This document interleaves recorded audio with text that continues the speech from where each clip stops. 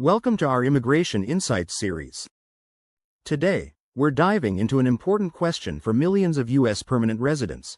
Can green card holders travel internationally in 2025 without risking their status? The short answer is yes, but only if you follow the rules carefully. Let's start with the basics. Having a green card gives you the right to live and work permanently in the United States. But if you leave the country, especially for extended periods, you could face challenges when trying to return. Immigration enforcement in 2025 is highly data-driven. Customs and Border Protection can track your movements, and they're more alert than ever to signs that someone may have abandoned their U.S. residency. So how long can you stay outside the U.S.?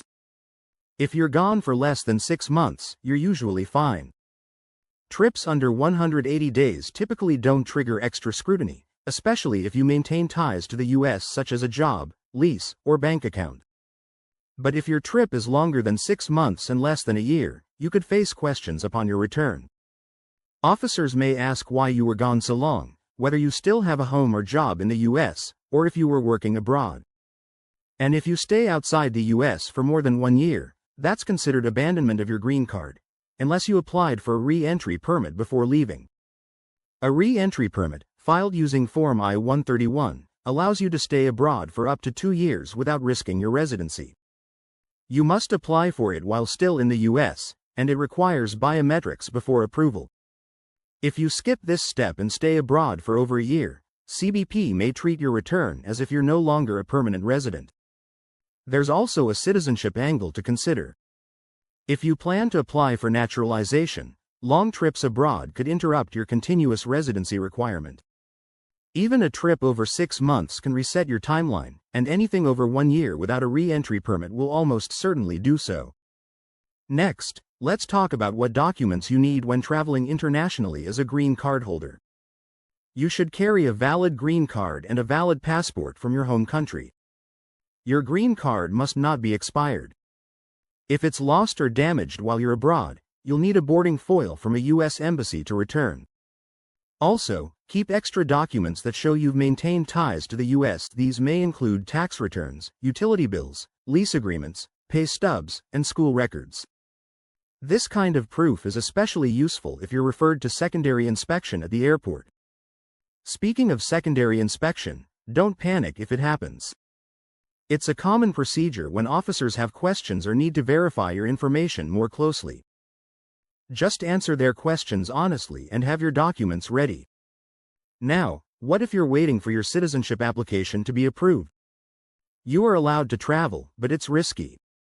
You must still attend your biometrics appointment, your naturalization interview, and your oath ceremony. Missing any of these could result in delays, or worse, denial of your application.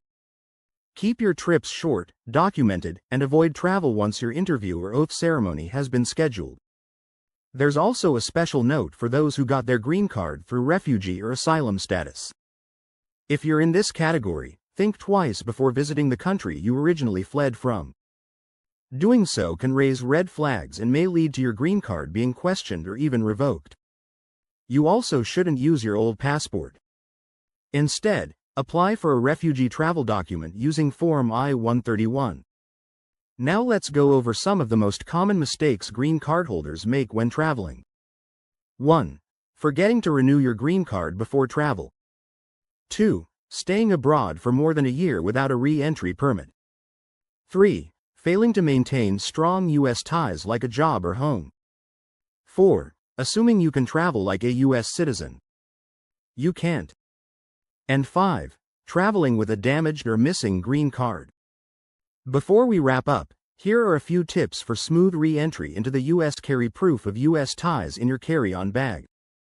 Be prepared for secondary inspection, especially after long trips. Practice clear and confident answers to questions like, "Where do you live?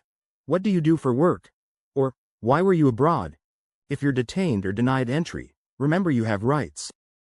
You can request an immigration attorney and should never sign any document giving up your green card without legal advice. And finally, stay informed. Follow updates from USCIS and CBP. Keep track of your travel history. And when in doubt, Consult an immigration attorney before planning long trips. Thanks for watching. If you found this helpful, check the video description for links to official resources and more detailed guides. Stay safe, travel smart, and protect your status.